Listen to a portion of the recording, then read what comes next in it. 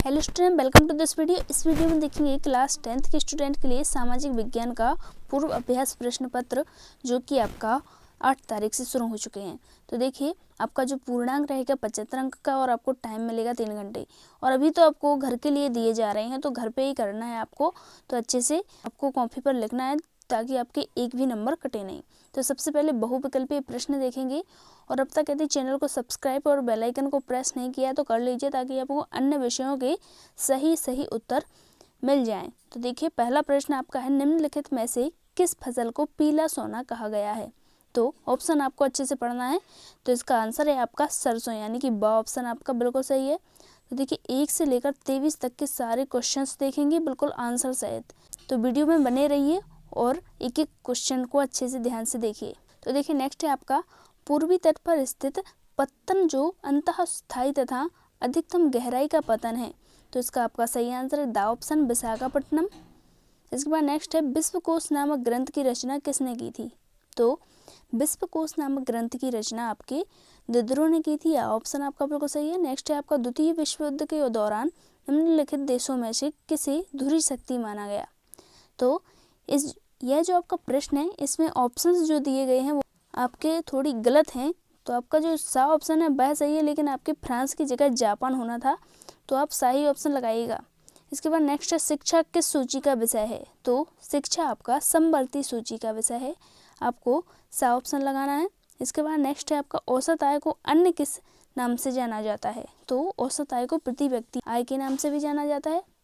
तो इस प्रकार से आपके एक वाक्य में उत्तर कंप्लीट हुए। तो देखिए, इसके बाद आपके याद है रिक्त स्थानों की पूर्ति कीजिए। तो पहला आपका, वे संसाधन जो निर्जीव वस्तुओं से बने रिक्त स्थान संसाधन कहलाते हैं। तो इसमें आप लिखेंगे अजैव संसाधन कहलाते हैं।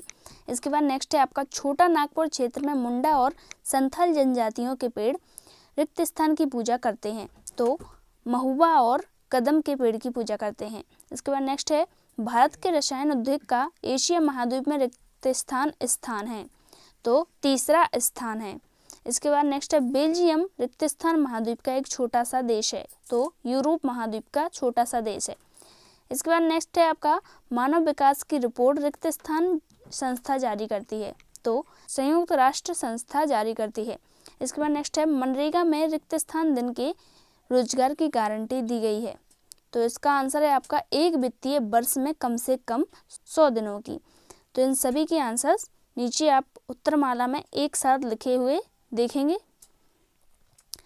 तो देखिए, इसके बाद है आपके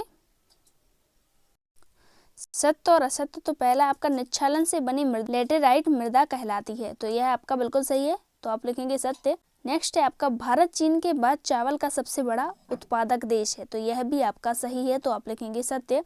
इसके बाद नेक्स्ट है, 1953 में वायु परिवहन का राष्ट्रीयकरण किया गया था। तो यह आपका सत्य है।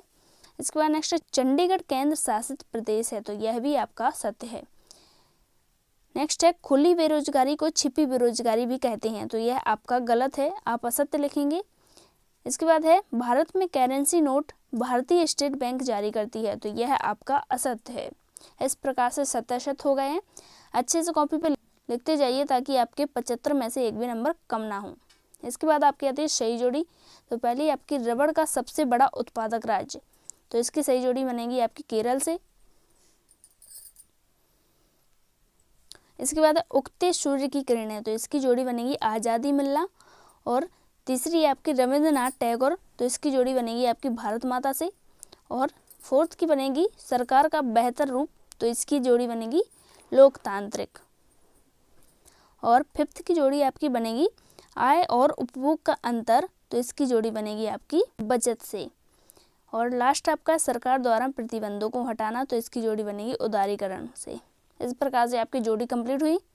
इसके बाद देखेंगे एक वाक्य में उत्तर। तो पहला आपका है, टिहरी में किसानों द्वारा कौन सा आंदोलन चलाया गया था?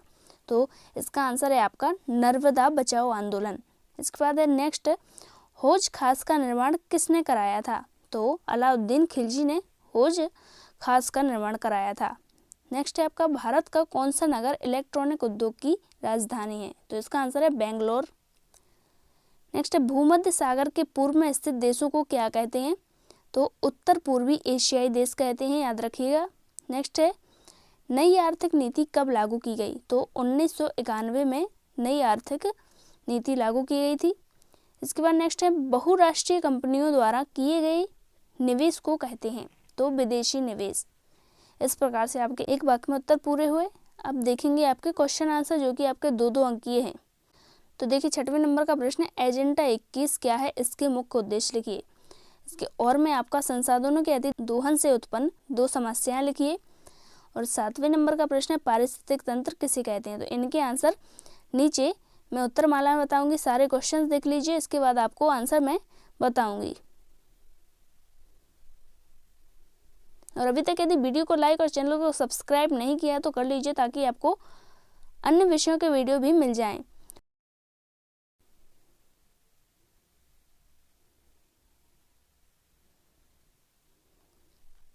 तो इस प्रकार से आपके 1 से लेकर 23 तक के सारे क्वेश्चन आपने देख लिए। इनके आंसर देखते हैं। देखिए आपको इस प्रकार से उत्तर पुस्तिका दी जाएगी, तो आपको इस प्रकार से अच्छे से लिखना है उस उत्तर पुस्तिका में, ताकि आपके एक भी नंबर कमे नहीं। तो देखिए सबसे पहले आपको हेडिंग डालनी है प्रश्न क्रमांक 1 के उत्तर। इसके बाद आपको इस प्रकार से उत्तर लिखने हैं। तो ये आपके प्रश्न क्रमांक 1 के उत्तर हैं, ये आपके 2 के उत्तर हैं, यह आपके 3 के उत्तर हैं और यह आपके 4 के उत्तर हैं। इस प्रकार से आपको उत्तर को लिखना है। यह आपके 5वें के उत्तर हैं, एक वाक्य में उत्तर हैं। इसके बाद आपका 6वें नंबर के प्रश्न का उत्तर इस प्रकार है, संसाधनों के अति दोहन से उत्पन्न हुई 2 समस्याएं लिखना है। तो इस प्रकार से आप लिखेंगे। इसके बाद नेक्स्ट आपके 7वें नंबर का प्रश्न, इसमें आपको पारिस्थितिक तंत्र की परिभाषा देनी थी, तो आप इस प्रकार से लिखिएगा। इसके बाद 8वें नंबर के प्रश्न में आपको स्वर्णिम चतुर्भुज महाराजमार्ग की विशेषताएं लिखनी थी, कोई 2, तो आप इस प्रकार से लिख सकते हैं। सारे क्वेश्चंस को अच्छे से लिखिएगा कॉपी पे, ताकि आपके एक भी नंबर न कटे। और इन क्वेश्चंस को याद भी करते जाइएगा, ताकि आपकी हो सकता है इनमें से कई क्वेश्चन आपके बोर्ड परीक्षा में पूछे जाएं, तो आपको कोई दिक्कत ना जाए बोर्ड परीक्षा में, बहुत ही अच्छे से आप इनके आंसर लिख सको। तो देख लीजिए सारे आंसर्स। ये आपका 16वें नंबर के प्रश्न का उत्तर है। इस प्रकार से लिखिएगा, तो इस प्रकार से लिखोगे तो एक भी नंबर नहीं कटेंगे आपके।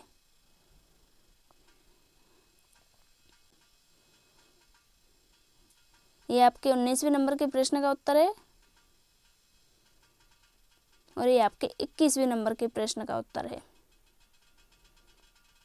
और देखिए 23वें में आपको मानचित्र में जो किए गए थे उनको फिल करना था, तो आप इस प्रकार से फिल कीजिएगा। देख लीजिए, देखिए तो आपके 1 से लेकर 23 तक के सारे क्वेश्चन जो थे आंसर सहित कंप्लीट हो चुके हैं। तो वीडियो को लाइक कर लीजिए, चैनल को सब्सक्राइब कर लीजिए, ताकि आपको अन्य विषयों के वीडियो भी मिल जाएं और एग्जाम से रिलेटेड सारी जानकारियाँ मिलती रहें आपको। तो मिलते हैं नेक्स्ट वीडियो में। Thanks for watching.